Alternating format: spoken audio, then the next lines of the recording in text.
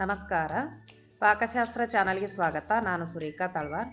ಇವತ್ತು ನಾನು ತುಂಬ ಸುಲಭವಾಗಿ 10 ನಿಮಿಷದಲ್ಲೇ ರೆಡಿ ಆಗುವಂಥ ಮತ್ತು ಬಿಡಿ ಬಿಡಿಯಾಗಿ ಬರುವಂತೆ ಅನಿಲ್ ಶಾವಿಗೆಯಲ್ಲಿ ಉಪ್ಪಿಟ್ಟನ್ನ ಮಾಡಿ ತೋರಿಸ್ತಾ ಇದ್ದೀನಿ. ಈ ಉಪ್ಪಿಟ್ಟು ತುಂಬ ಈಸಿಯಾಗಿ ಮಾಡ್ಕೋಬೋದು. ಟೇಸ್ಟ್ ಅಂತೂ ಸೂಪರ್ ಆಗಿರುತ್ತೆ. ಇದಕ್ಕೆ ಬೇಕಾಗಿರೋ ಸಾಮಗ್ರಿಗಳು: ಶಾವಿಗೆನ ತರಿಸ್ಕೊಂಡಿದ್ದೀನಿ, ಅನಿಲ್ ಶಾವಿಗೆ, 2 ಈರುಳ್ಳಿ ಕಟ್ ಮಾಡಿ ತೊಗೊಂಡಿದ್ದೀನಿ, 1 ಫಾರಮ್ ಟೊಮಟೊ, ಶೇಂಗಾ ಬೀಜ ಅಥವಾ ಕಡಲೆ ಬೀಜ ಒಂದು 4 ಟೇಬಲ್ ಸ್ಪೂನಷ್ಟು, ಎಣ್ಣೆ ಸ್ವಲ್ಪ ಬೇಕಾಗುತ್ತೆ, ಗೋಡಂಬಿ ಆಪ್ಷನಲ್ಲು, ಇದ್ರೆ ತೊಗೊಳ್ಳಿ, ಇಲ್ಲಾಂದರೆ ಇಲ್ಲ, ಕೊತ್ತಂಬರಿ ಸೊಪ್ಪು, ಕರಿಬೇವು ಸೊಪ್ಪು, ಹಸಿಮೆಣ್ಸಿಗೆ ಒಂದು 4 ತೊಗೊಂಡಿದ್ದೀನಿ, ಅರ್ಧ ಟೇಬಲ್ ಸ್ಪೂನ್ ಸಾಸಿವೆ, ಜೀರಿಗೆ, ಅರಿಶಿನ ಪುಡಿ, ಅರ್ಧ ಟೇಬಲ್ ಸ್ಪೂನಷ್ಟು ನಾನು ಕಡಲೆಬೇಳೆ, ಉದ್ದಿನಬೇಳೆ, ರುಚಿಗೆ ತಕ್ಕಷ್ಟು ಉಪ್ಪನ್ನ ತೊಗೊಂಡಿದ್ದೀನಿ. ಈಗ ಯಾವ ಥರ ಮಾಡೋದು ಅಂತ ನೋಡ್ಕೊಳ್ಳೋಣ. ಶಾವಿಗೆನ ಹುರ್ಕೋಬೇಕು. ಇದು ಸಣ್ಣ ಸಣ್ಣ ಶಾವಿಗೆ ಇರೋದ್ರಿಂದ ನಾವು ಕಡಿಮೆ ಉರಿಯಲ್ಲಿ ಇಟ್ಕೊಂಡೆ ಹುರ್ಕೋಬೇಕು. ಸ್ವಲ್ಪ ನಾನು ಇದಕ್ಕೆ ಎಣ್ಣೆನ ಹಾಕ್ತಾಯಿದ್ದೀನಿ. ಹಾಕಿ ನೋಡಿ, ಈ ಥರ ಕಡಿಮೆ ಉರಿಯಲ್ಲಿ ಇಟ್ಕೊಂಡು ಕಲರ್ ಚೇಂಜ್ ಆಗೋವರೆಗೂ ಸ್ವಲ್ಪ ಹೊತ್ತು ಇದನ್ನು ಫ್ರೈ ಮಾಡ್ಕೋಬೇಕು. ಬೇಕು ಅಂದರೆ ರೆಡಿಮೇಡ್ ಫ್ರೈಡ್ ಶಾವಿಗೆನೂ ಸಿಗುತ್ತೆ, ಅದರಲ್ಲಿ ಕೂಡ ಮಾಡ್ಕೋಬಹುದು. ಮನೆಯಲ್ಲಿ ಫ್ರೆಶ್ ಆಗಿ ಫ್ರೈ ಇವಾಗಲೇ ಮಾಡ್ಕೊಂಡು ಇವಾಗಲೇ ಮಾಡೋದು ಚೆನ್ನಾಗಿರುತ್ತೆ. ಹಾಗಾಗಿ ಈ ಥರ ತೊಗೊಂಡು ನಿಧಾನಕ್ಕೆ ಸಣ್ಣ ಉರಿಯಲ್ಲಿ ಇಟ್ಕೊಂಡು ಕಲರ್ ಚೇಂಜ್ ಆಗೋವರೆಗೂ ಫ್ರೈ ಮಾಡಿ ಇದಕ್ಕೆ 2 ಗ್ಲಾಸಷ್ಟು ನಾನು ನೀರನ್ನ ಹಾಕ್ತಾಯಿದ್ದೀನಿ. ನೀರು ಹಾಕಿ ಸ್ವಲ್ಪ ಉಪ್ಪು ಹಾಕಬೇಕು. ಬೇಯಬೇಕಾದ್ರೆ ಉಪ್ಪು ಹಾಕಿದ್ರೆ ಟೇಸ್ಟು ಚೆನ್ನಾಗಿರುತ್ತೆ. ನೋಡಿ, ಈ ಥರ ಒಂದು 2 ನಿಮಿಷ ಬೇಯಿಸ್ಕೊಂಡ್ರೆ ಸಾಕು. ತುಂಬ ಹೊತ್ತೇನು ಬೇಯಿಸ್ಕೋಬೇಕಾಗಿಲ್ಲ. ಇದು ಸಣ್ಣ ಶಾವಿಗೆ ಇರೋದ್ರಿಂದ ಬೇಗ ಬೇಯುತ್ತೆ. ಇದರಲ್ಲಿರೋ ನೀರನ್ನೆಲ್ಲ ಸೋಸ್ಕೊಂಡ್ಬಿಡೋಣ.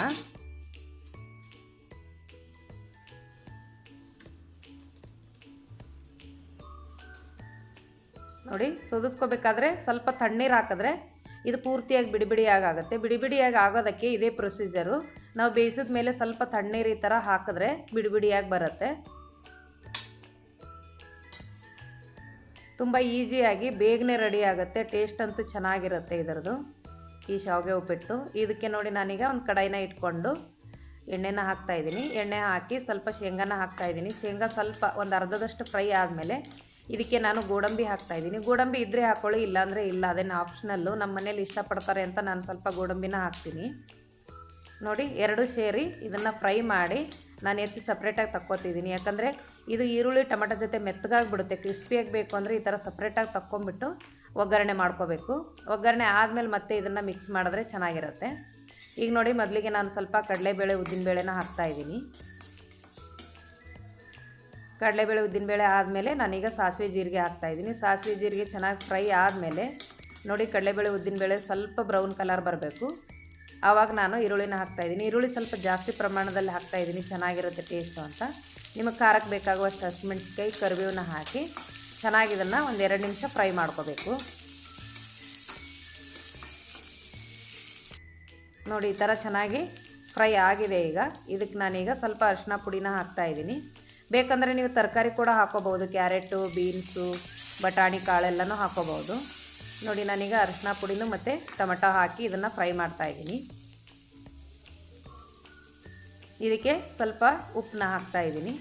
ಉಪ್ಪು ಹಾಕಿದ ತಕ್ಷಣ ಟೊಮೆಟೊ ಚೆನ್ನಾಗಿ ಬೇಗ ಫ್ರೈ ಆಗುತ್ತೆ. ಹಾಗಾಗಿ ಉಪ್ಪನ್ನ ಹಾಕ್ಕೊಂಡು ಫ್ರೈ ಮಾಡಿದ್ಮೇಲೆ ಆಗಲೇ ನೋಡಿ ಗೋಡಂಬಿ ಮತ್ತು ಶೇಂಗಾ ಬೀಜನ ಹುರಿದಿಟ್ಟಿದ್ನಲ್ಲ, ಅದನ್ನು ಇದಕ್ಕೆ ಹಾಕ್ತಾಯಿದ್ದೀನಿ.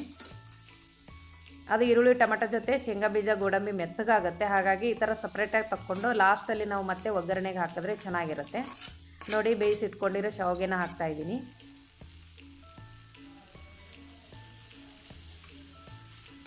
ನೋಡಿ, ಈಗ ಮಿಕ್ಸ್ ಮಾಡಿದ್ರೆ ಎಷ್ಟು ಬೇಗ ರೆಡಿ ಆಗುತ್ತೆ. ಮತ್ತು ಮಾಡಿಟ್ಟು ತುಂಬ ಹೊತ್ತು ಆದಮೇಲೆನೂ ನೀವು ಬಿಸಿ ಮಾಡ್ಕೋಬೋದು. ಹೀಗೆ ಬಿಡಿ ಬಿಡಿಯಾಗೇ ಇರುತ್ತೆ. ಯಾಕಂದರೆ ಬೇಯಿಸಿದ ಮೇಲೆ ತಣ್ಣೀರು ಹಾಕ್ಕೊಂಡಿರ್ತೀವಿ, ಬಿಡಿ ಬಿಡಿಯಾಗಿ ಚೆನ್ನಾಗಿರುತ್ತೆ. ಈಗ ರೆಡಿ ಆಯಿತು. ಮೇಲೆ ನಾನು ಸ್ವಲ್ಪ ಕೊತ್ತಂಬರಿ ಸೊಪ್ಪನ್ನ ಹಾಕ್ತಾಯಿದ್ದೀನಿ.